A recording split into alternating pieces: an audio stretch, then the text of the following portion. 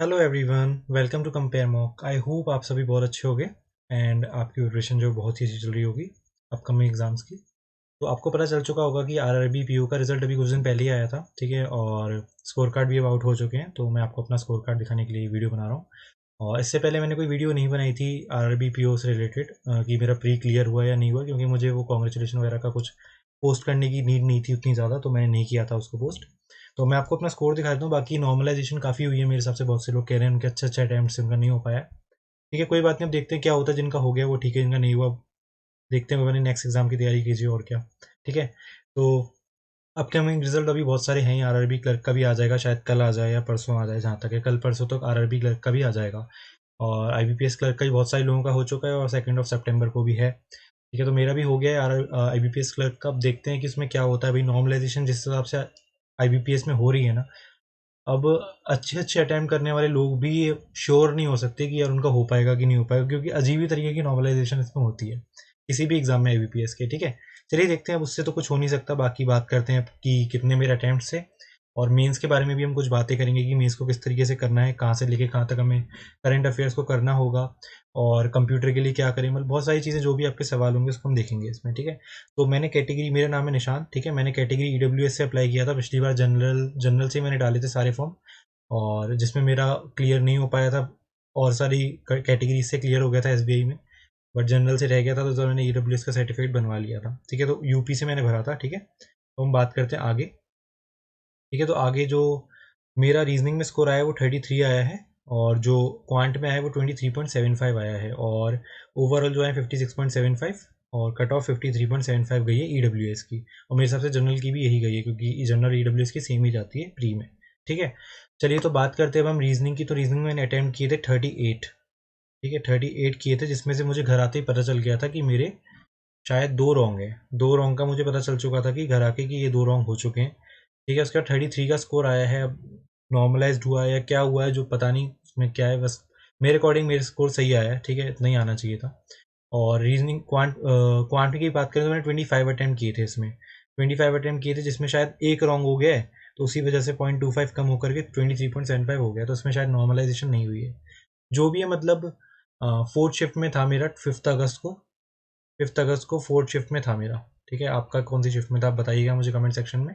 ठीक है, और मेरे अटेम्प्ट जो ओवरऑल थे वो 63 थे। ठीक है, 63 थे। इतनी गंदी एक्यूरेसी तो मेरी नहीं रहती है, लेकिन फिर भी स्कोर 56.75 आया है, तो भाई हो सकता है कुछ गलतियाँ हो गई हों। ठीक है, क्लियर होने से मतलब होता है कुछ अराउंड 3 नंबर ज़्यादा हैं कट ऑफ से। ठीक है, कोई दिक्कत नहीं है, देखते हैं क्या होता है। ठीक है, बाकी प्री को तो क्लियर ही करना होता है।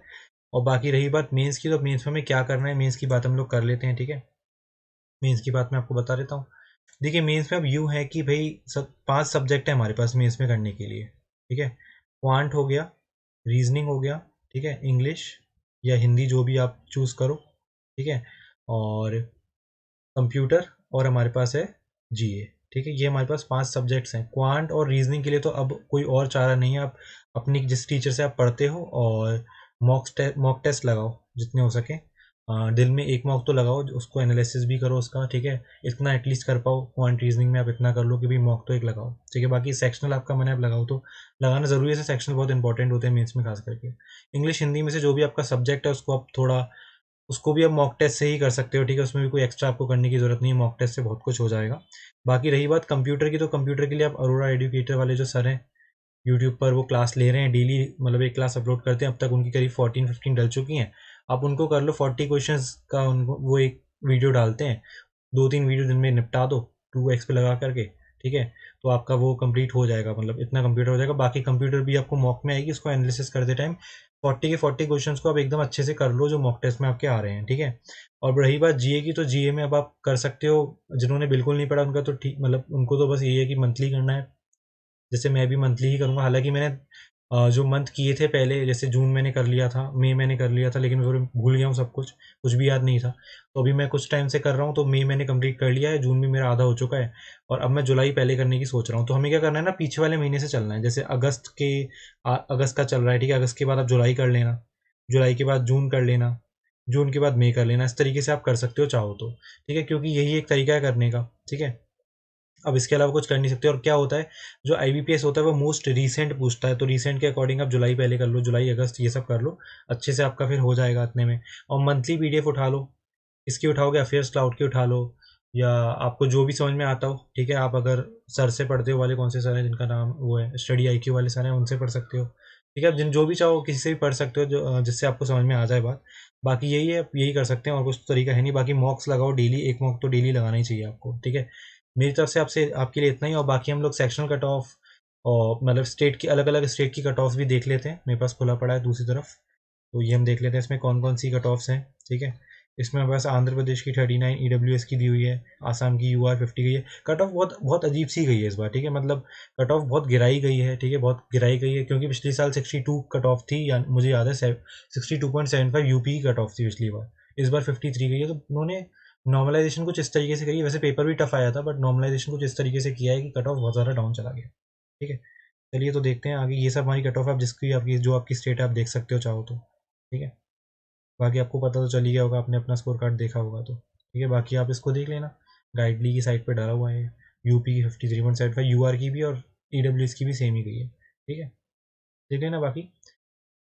तो आपको स्कोर अगर सही लगा हो, अपना स्कोर ज़रूर बताना कमेंट सेक्शन में मुझे, ठीक है। आपका क्या स्कोर रहा, आपका क्लियर हुआ या नहीं हुआ। अगर नहीं हुआ तो आप टेंशन मतलब, आगे बहुत एग्जाम है, ठीक है, हो जाएगा किसी ना किसी में तो यार, है ना। चलिए तो मिलते हैं फिर मेंस में, मिलते हैं। अब मेंस का आपका कहाँ सेंटर गया है बताना ज़रूर, ठीक है, क्योंकि आपने सेंटर तो डाला ही होगा। बाकी एडमिट कार्ड भी एक आध दिन में आउट हो ही जाएगा, पता चल जाएगी, और RRB का भी कल रिजल्ट आ ही जाएगा, ठीक है। तो इतना ही था आज के वीडियो में, मिलते हैं अगले वीडियो में। ध्यान रखें अपना, मेहनत करते रहें, चैनल को सब्सक्राइब ज़रूर कर लेना, ठीक है। चलिए बाय बाय, टेक केयर, ध्यान रखें, बाय।